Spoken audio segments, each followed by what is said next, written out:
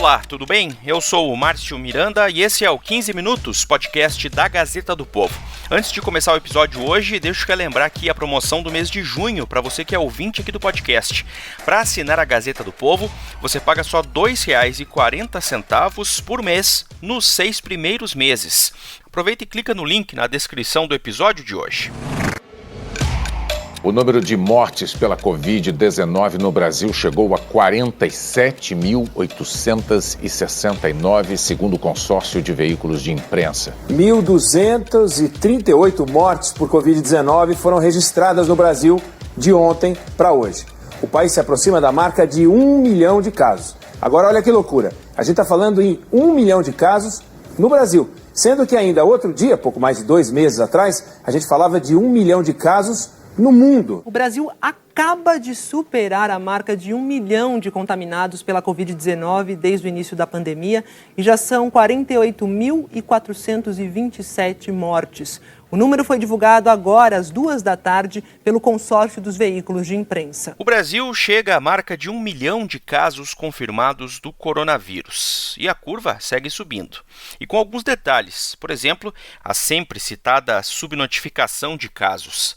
E o que vem pela frente, hein? Como deve se comportar o coronavírus no Brasil a partir de agora, depois de superada essa marca simbólica de 1 milhão de casos?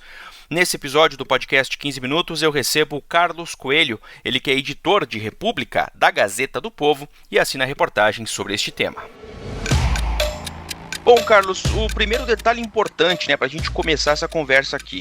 Essa marca de 1 milhão que a gente está oficialmente atingindo agora, pode, na verdade, já ter sido atingida, Carlos? É isso aí, Márcio. A gente precisa entender um pouco esses números, porque eles são, às vezes, complicados de se analisar, porque a gente tem muita subnotificação.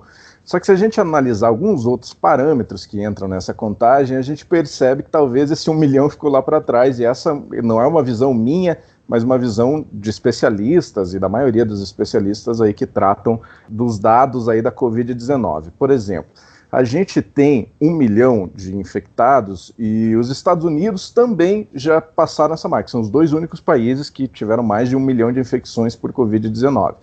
A diferença é que os Estados Unidos, eles tiveram o primeiro caso e no finalzinho de janeiro, ali dia 22 de janeiro, levaram quase 100 dias, 98 dias para alcançar essa marca do 1 milhão.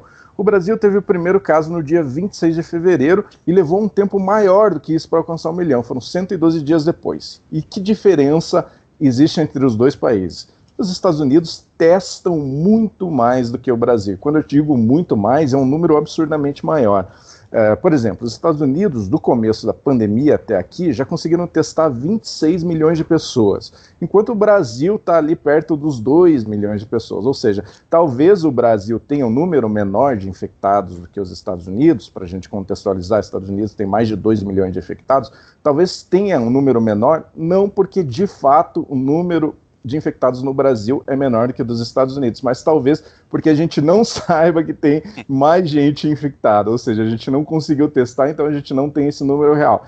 Então esse é o problema aí dos dados oficiais, esses dados que a gente costuma divulgar. São dados que são importantes, porque é o que a gente tem para trabalhar, mas são dados que claramente estão defasados. É curioso e preocupante, vamos dizer assim, porque há muito tempo que a gente está falando disso, da questão do combate à Covid aqui no Brasil, e volte e meia, inclusive aqui no podcast, a gente acaba caindo nesse problema que é estar no escuro, vamos dizer assim, em relação aos testes, a saber como que está o andamento da doença, exatamente pela falta de testes, Por mais que já tenham sido anunciados em várias oportunidades a compra de tantos testes e queriam aumentar a quantidade, mas parece que isso ainda é muito difícil o Brasil conseguir colocar em prática esse tipo de política, Carlos? Exatamente, às vezes os testes não chegam nos municípios, nos estados, às vezes os testes chegam, mas não tem equipe para fazer análise do material, às vezes você não tem um componente no teste, você não tem uma hastezinha de algodão, seja qual for o componente que você usa. Então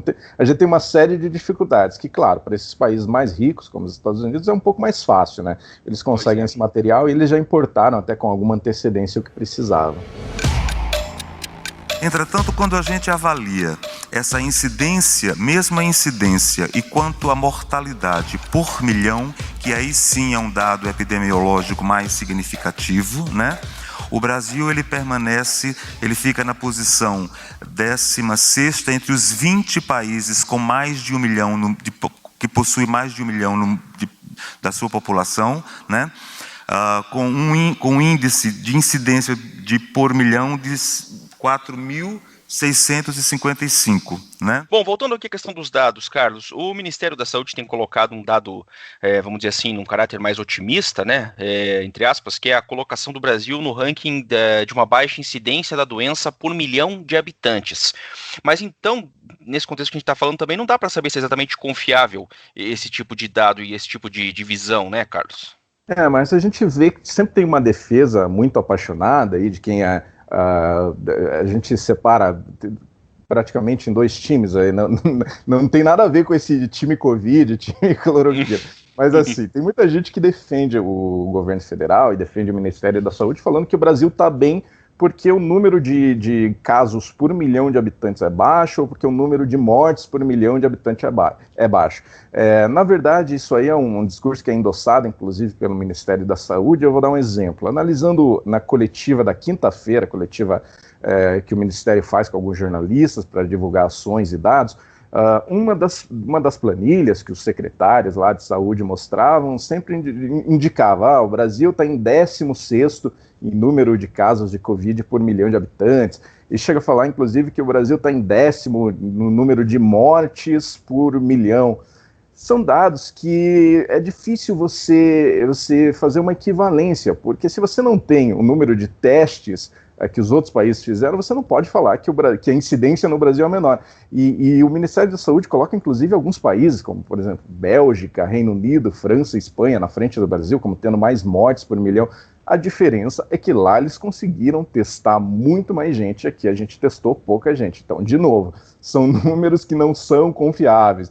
Não existe isso de que a doença aqui no Brasil está controlada, porque é um país grande, então a gente teoricamente teria mais espaço, assim, não inquirindo que alguém vá se infectar por conta disso. Mas assim, não é como se o país é grande, então as mortes estão muito mais diluídas aqui.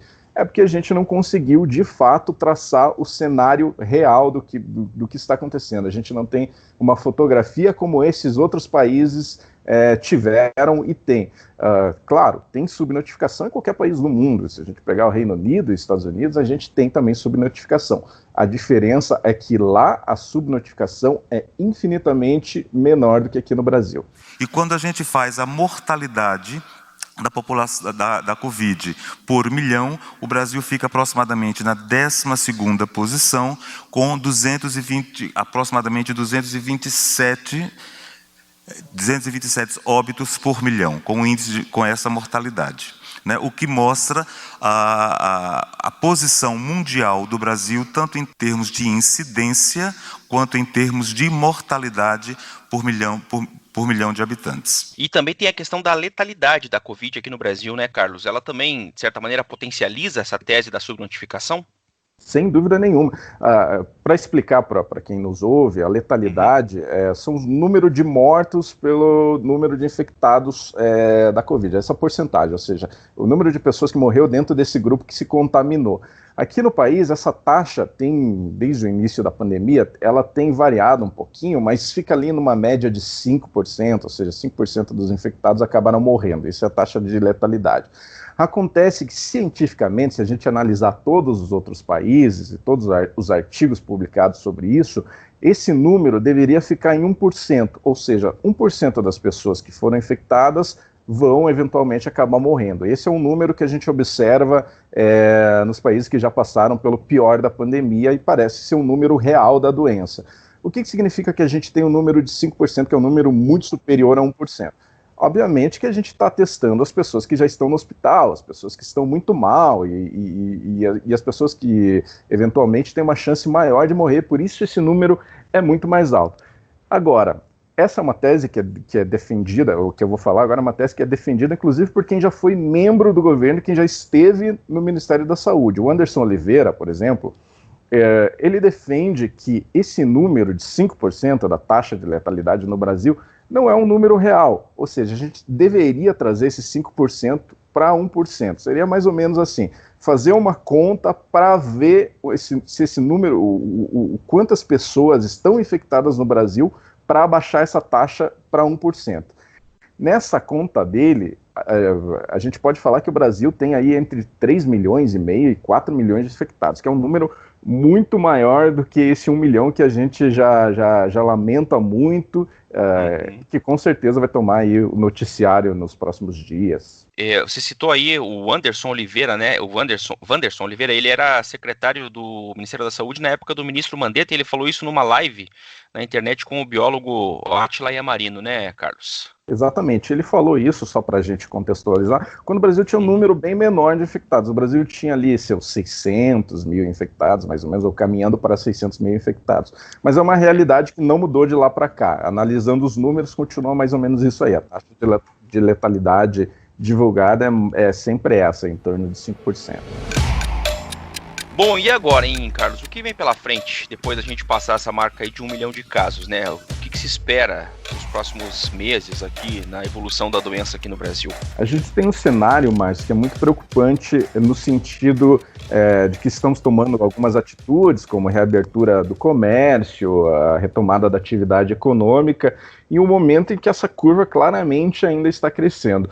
Embora o Ministério da Saúde defenda que nós estamos chegando no fim da subida, atingindo o que eles chamam de platô, que seria teoricamente uma certa estabilidade, que não significa que está melhorando, mas significa que parou de subir o número de mortes, me parece que não você não pode ter ainda essa visão, até porque você não tem o número de semanas de desaceleração que a OMS acha adequado para fazer esse cálculo de que está estabilizando ou não. E a gente tem uma situação muito pior pela frente, que é, por exemplo, a interiorização da doença. O que é isso? Significa que a doença deixou as grandes capitais, aí, os grandes centros, e começou a entrar nessas cidadezinhas menores, saindo até desses centros regionais. Se a gente pegar um exemplo, se a gente pegar, por exemplo, aqui o Paraná, de onde nós estamos falando, né, onde fica a sede da Gazeta do Povo, a gente tem uma região, algumas regiões aqui, por exemplo, a região norte, que tem cidades grandes, Londrina, Maringá, que acabam sendo uma espécie de cidade que concentra ali toda a estrutura hospitalar de vários outros municípios bem menores que estão em volta disso. A doença já saiu até desse centro, saiu de Maringá e Londrina e começou a entrar em outras cidadezinhas que são pequenas. O problema é que essas cidades menores, se você pegar até cidades aí de 10 mil, 20 mil habitantes, elas não têm estrutura nenhuma para fazer um atendimento de massa na população se você tiver um surto de Covid. Porque são cidades que têm ali um hospital que não é equipado com respirador, eventualmente, não tem uma UTI preparada para atender sequer um paciente com esse tipo de doença. Imagina se de repente 10 pessoas naquela cidade começam a ficar doentes. Aí você precisa transferir esses doentes até um centro regional ou eventualmente até uma capital maior, trazendo para Curitiba, no caso de São Paulo, levando para São Paulo.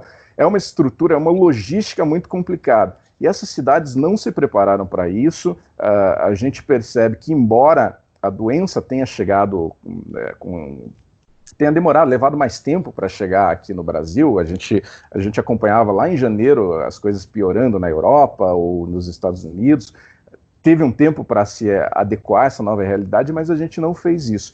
E o dinheiro, a verba federal, demorou muito para sair. A gente viu o auxílio aos estados e municípios, partindo do governo federal, sendo aprovado somente em maio, quando você poderia ter feito isso durante abril, e você teve pelo menos março e abril para pensar nessas estratégias e tudo mais. Significa, esses municípios eles não têm dinheiro, são municípios pequenos que não têm estrutura, o risco de você sobrecarregar a estrutura hospitalar dos centros regionais e das grandes capitais novamente é muito alto, e a gente tem a questão do clima, o que a gente pode definir aí, talvez, como sazonalidade. Sim. E o que deve aumentar, pelo que nós estamos identificando, pelo nível de crescimento da curva, vai aumentar e aí o tipo de apoio ele vai ser adequado à demanda. Só lembrando que sazonalidade não se aplica muito à Covid, porque sazonalidade significa períodos do ano em que uma doença incide mais. No caso da gripe, a gente sabe, aqui no sul do país, sul-sudeste, a gente sabe que geralmente nos meses de inverno, quando a imunidade baixa um pouco e as pessoas ficam em ambientes fechados, sem muita circulação do ar. A gente não pode aplicar de fato sazonalidade à Covid, porque a Covid é uma doença nova. Mas se a gente seguir esse padrão de doenças respiratórias, como é o caso da própria influenza, a gente sabe que tende a aumentar nesses períodos aí dos meses mais frios. E aí a gente pega junho, julho, agosto, setembro. Se for a região do Paraná, aqui vai até além disso. A gente sabe que o inverno é um pouco mais longo. Ou seja, a gente tem todo um contexto aí que parece que a doença pode ter uma incidência maior na região sul, e o que a gente viu acontecer no norte e no nordeste, que são aqueles números absurdos, pode se inverter e acontecer no sudeste, no sul, que são regiões ainda mais povoadas, quase como mantendo esse ciclo de alta da Covid. Pois é, vamos acompanhar então. Carlos Coelho, obrigado pela participação mais uma vez aqui no 15 Minutos, até a próxima. Valeu, Márcio, até mais. Ponto final nesse episódio do 15 Minutos, podcast da Gazeta do Povo. Durante o episódio de hoje, você ouviu trechos de reportagens veiculadas na TV Globo e também na TV Bandeirantes. Eu lembro que o 15 Minutos conta com a participação da Maria Escrocaro e da Jennifer Ribeiro na produção, a montagem é do Leonardo Bestloff e a direção de conteúdo do Rodrigo Fernandes. Eu sou o Márcio Miranda e agradeço muito a sua companhia. Até mais!